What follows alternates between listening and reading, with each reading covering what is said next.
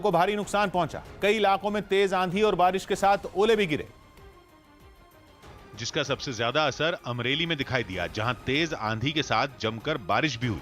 मौसम बदलने से दिन में ही अंधेरा छा गया। तेज आंधी ने सड़क किनारे खड़ी गाड़ियों को पलट दिया, जबकि दुकान पर लगी एक होर्डिंग भी नीचे गिरी दिखाई दी। तेज आंधी और बारिश से सबसे ज्यादा नुकसान किसानों को पहुंचा। पेड़ों पर लगे आम पकने से पहले ही टूटकर गिर गए, जिससे किसान बेहद मायूस दिखाई दिए। ऐसे ही हालात सुरेंद्रनगर में भी देखने को मिले, जहां अचानक हुई बारिश ने किसानों की मेहनत पर पानी फेर दिया। बताया गया कि बारिश की वजह से खेतों में खड़ी फसल को काफी नुकसान पहुंचा।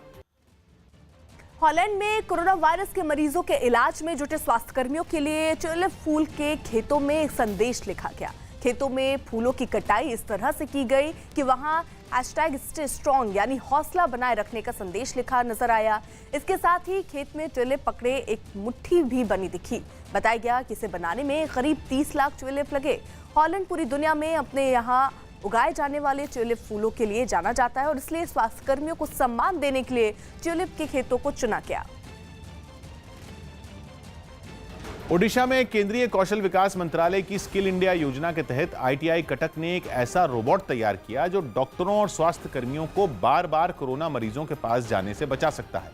IIT पुणे माफ कीजिएगा ITI पुणे और सैक रोबोटिक्स नाम के स्टार्टअप ने भी इस रोबोट को बनाने में ITI कटक की मदद की।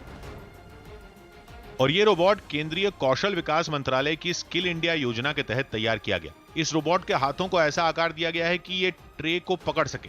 इस ट्रे के जरिए खाने पीने का सामान, दवाइयां और दूसरी जरूरी चीजें कोरोना मरीजों तक पहुंचाई जा सकती हैं। इस रोबोट की मदद से डॉक्टर और स्वास्थ्य कर्मी कोरोना मरीजों के पास बार बार जाने से भी बच सकते हैं। कहा जा रहा है कि बाजार में इस तरह के रोबोट की कीमत 6 से 15 लाख रुपए तक की है, लेकिन ITI कटक का कहना है कि उसने 3 लाख रुपए खर्च करके ही ये रोबोट तैयार कर लिया। केंद्रीय मंत्री महेंद्र नाथ पांडे ने तो इस सफलता के लिए ITI कटक को बधाई भी दी। ये अपने आप में हमारे ITI द्वारा बड़ा उल्लेखनीय कार्य हुआ है। इसको और इस नवाचार, इस इनोवेटिव आइडियाज को और बल दिए जाने की जरूरत है।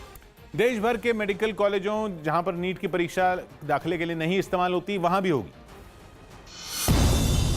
देश भर के निजी और दूसरे मेडिकल कॉलेजों में भी दाखिले के लिए नीट की परीक्षा होगी। सुप्रीम कोर्ट ने भ्रष्टाचार खत्म करने के लिए इसे जरूरी बताया। बीजेपी नेता और पश्चिम बंगाल के पार्टी प्रभारी कैलाश विजयवर्गीय ने CM ममता बनर्जी के नाम एक खुला खत लिखा और उनकी सरकार पर कोरोना वायरस से मरने वालों के आंकड़ों में हेरफेर का आरोप लगाया।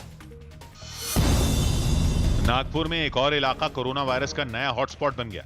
वहां 1200 लोगों को घरों के अंदर ही रहने के सख्त निर्देश दिए गए। महाराष्ट्र के नांदेड़ के श्री हजूर साहिब गुरुद्वारे में फंसे पंजाब के सिख श्रद्धालु लगातार बसों के जरिए पंजाब लाए जा रहे हैं, लेकिन इन्हीं लोगों ने अब पंजाब सरकार की मुश्किलें बढ़ा दी हैं। बुधवार शाम तक 64 बसों में करीब 2293 श्रद्धालु को पंजाब लाया जा चुका है, जिनमें से अब तक 41 लोग कोरोना पॉजिटिव मिले हैं। अभी नांदेड़ से पंजाब लौटे कई और लोगों की स्क्रीनिंग होनी बाकी है और स्वास्थ्य विभाग को आशंका है कि नांदेड़ से लौटे इन श्रद्धालुओं में कोरोना पॉजिटिव लोगों का आंकड़ा और बढ़ सकता है। यही कारण है कि अब बसों को शहर के बाहर ही रोककर उन्हें क्वारंटीन सेंटर में भेजा जा रहा है। मुझे उधर से श्रद्धालु आए हैं तो इनको यहाँ से चेक करना है, क्वारंटाइन करके मेडिकल टीम चेक करेगी और अलग अलग जगह सेंटर बनाए हुए हैं, वहाँ अलग अलग जगह लेकर जाएंगे। तो इनको पहले रोका क्यों गया था? रोका जी कंफर्म करना था कौन कौन बस का नंबर है हमारे पास है, कहाँ कहाँ लेकर जानी, कौन कौन सी बस। कोरोना से जारी जंग के बीच भुवनेश्वर में एक कलाकार ने लोगों को जागरूक करने का अनोखा तरीका निकाला। इस कलाकार ने अपनी मोटरसाइकिल को कोरोना जैसी दिखने वाली एक कार में बदल दिया और फिर उसे लेकर सड़क पर निकल पड़ा। लोगों में जागरूकता फैलाने के लिए कोरोना जैसी दिखने वाली इस कार को तैयार करने वाले कलाकार ने उस पर कई पेंटिंग बनाई। कार पर बनाए गए एक घर को चेन से बांधकर यह संदेश देने की कोशिश की गई कि घरों में रहकर ही इस बीमारी को फैलने से रोका जा सकता है। साथ ही इस कार पर लोगों के लिए एहतियात बरतने के लिए मैसेज भी लिखे दिखाई दिए। कार पर लिखा दिखा कि कोरोना की रोकथाम के लिए मास्क जरूर पहने और सोशल डिस्टेंसिंग का पालन करें। मैं एक सोचा था कि मेरा भाई को एक कोरोना वायरस के लिए एक कार बना लूं। टाइम मेरा 7-8 दिन लग जाएगा।